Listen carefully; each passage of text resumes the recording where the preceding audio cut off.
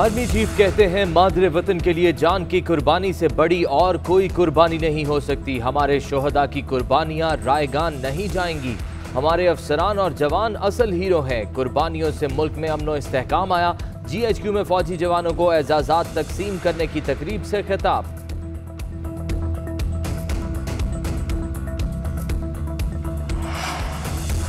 दुनिया भर में फेसबुक, व्हाट्सएप और इंस्टाग्राम की एप्लीकेशंस डाउन। पाकिस्तान में भी सर्विस मुतासिर हुई।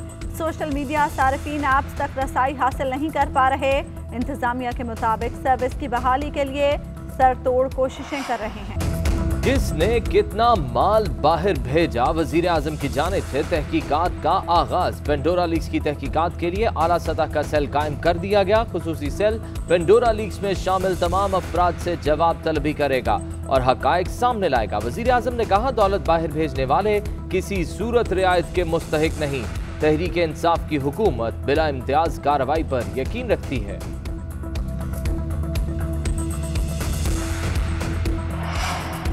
इमरान खान अपनी तमाम ATM से इस्तीफा लें ताकि उनके खिलाफ कानूनी कार्रवाई हो। इमरान साहब आज की तकरीर में पेंडोरा पेपर्स में सामने आने वाले वज़रा का इस्तीफा कौम को देते तो फिर बात बनती। मरियम औरंगजेब कहती हैं, वो मुआशरा कभी कामयाब नहीं होता जहां पार्लिमान और मीडिया की जबान बंदी हो और आइन को रद्दी का टुकड़ा समझा जाए।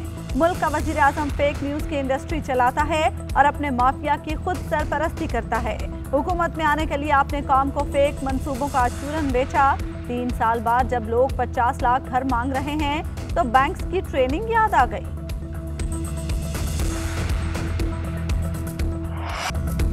शेख रशीद कहते हैं, Pandora leaks time time fish हो गई। खोदा पहाड़ मगर निकला चूहा। तमाम मामलात वजीर आजम खुद देख रहे हैं। इंसाफ के तकाजे पूरे होंगे। फवाद चौधरी कहते हैं, वजीर आजम ने तमाम इदारों को हिदायत जारी कर दी हैं। वजीर आजम मुआयना कमीशन के तहत हुक्मनामा जारी किया गया है। फारूक हबीब ने कहा, अगर पब्लिक ऑफिस होल्डर का ऑफशोर असासा गोशवारों में डिक्लेयर ना निकला तो करप्शन का केस नैब को रेफर किया जाएगा। मनी लॉन्ड्रिंग की सूरत में FIA हुकाम मामला देखेंगे।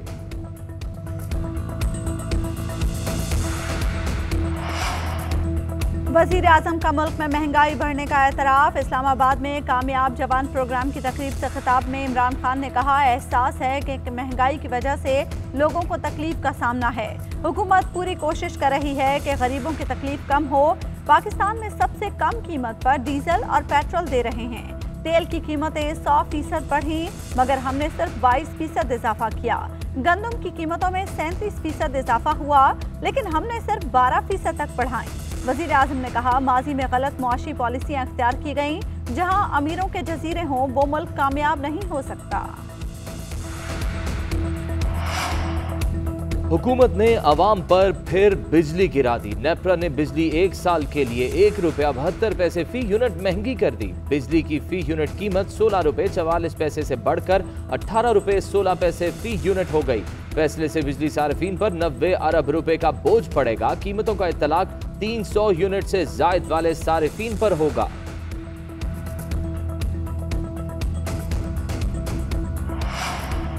कोरोना वैक्सीनेशन के रिकॉर्ड में नवाज शरीफ की एंट्री मजाक बन गई। नवाज शरीफ को तीसरी बार वैक्सीन लगाने का रिकॉर्ड सामने आ गया। साइनोवैक के बाद सिंगल डोज कैंसाइनो लगाने की भी एंट्री। डेटा के मुताबिक नवाज शरीफ को 3 अक्टूबर को नारोवाल के पब्लिक स्कूल में वैक्सीन लगी। महकमे सेहत के मुताबिक जाली एंट्री शरारत के तौर पर की गई। डेटा हटा दिया, जिम्मेदार मुलाजिम फौरी मुअत्तल।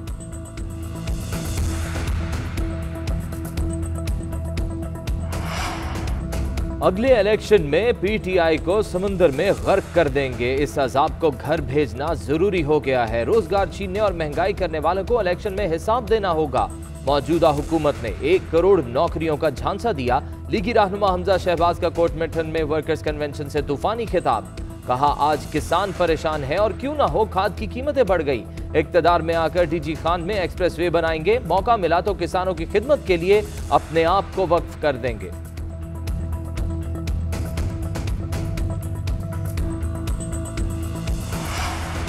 फवाद चौधरी कहते हैं, पाकिस्तान मीडिया डेवलपमेंट अथॉरिटी के बिल का ड्राफ्ट तैयार कर लिया गया। एक कमेटी बना दी गई जिसमें ड्राफ्ट शेयर किया जाएगा। फेक न्यूज के खिलाफ पूरी दुनिया में कानून साजी हो रही है। इसी चीज को हम आगे लेकर बढ़ रहे हैं। जो निजी चैनल पीटीवी पार्लियामेंट इस्तेमाल कर रहे हैं वो पैसे देंगे। पीटीवी पार्लियामेंट की ब्रॉडकास्ट लेकर पैसे लिए जा रहे हैं मगर हमें नहीं मिल रहे। पीटीवी पार्लियामेंट को कमर्शियल वेंचर की तरफ लाना चाहते हैं।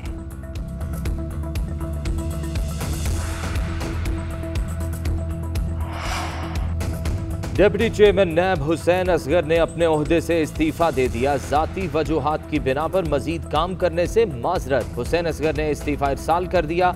हुसैन असगर कर्जा कमीशन के सरबराह भी रहे।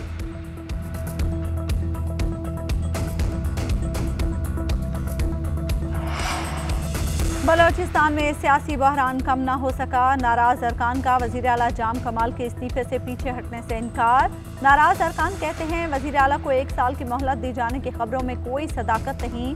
जाम कमाल को 15 दिन की दी जाने वाली मोहलत के खत्म होने का इंतजार है। 6 अक्टूबर के बाद लाहे अमल तय करेंगे।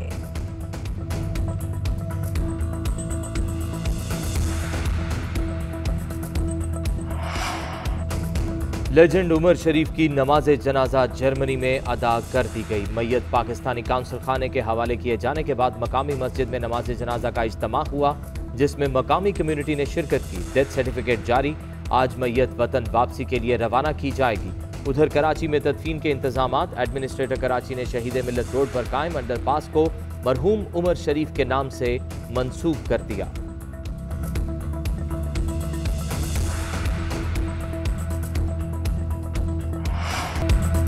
कोरोना वैक्सीनेशन के रिकॉर्ड में नवाज शरीफ की एंट्री मजाक बन गई। नवाज शरीफ को तीसरी बार वैक्सीन लगाने का रिकॉर्ड सामने आ गया। साइनोवैक के बाद सिंगल डोज कैंसाइनो लगाने की भी एंट्री। डेटा के मुताबिक नवाज शरीफ को 3 अक्टूबर को नारोवाल के पब्लिक स्कूल में वैक्सीन लगी। महकमा सेहत के मुताबिक जाली एंट्री शरारत के तौर पर की गई। डेटा हटा दिया। जिम्मेदार मुलाजिम फौरी मुअत्तल।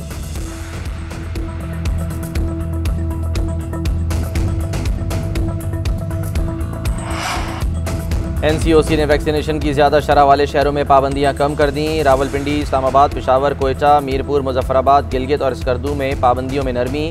सिनेमा हॉल वैक्सीनेटेड अफराद के लिए हफ्ते में 7 रोज़ खुले रहेंगे।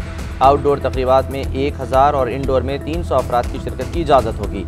हफ्ते के रोज़ आउटडोर और डाइनिंग खुली रहेगी।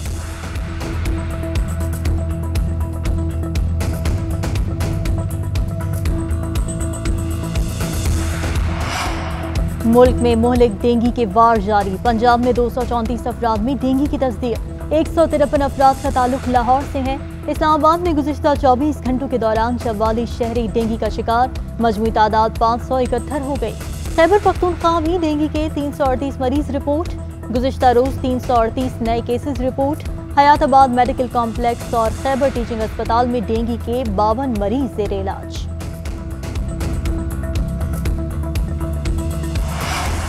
कोयटा में तलबा का एहतजाज। रेड जोन में दाखिले से रोकने पर धक्कम पेल। BMC online test. मुतासरीन ने रेड जोन में धरना दे दिया।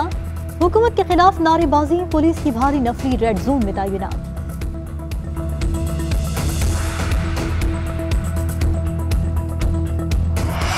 गुलकार मसूद राना को मद्दाहों से पिछले 26 बरस गुजर गए। उन्होंने फिल्म इनकलाब के लिए पहला गाना गाया। उनके गाए गाने आज भी ज़बान ज़द-ए-आम।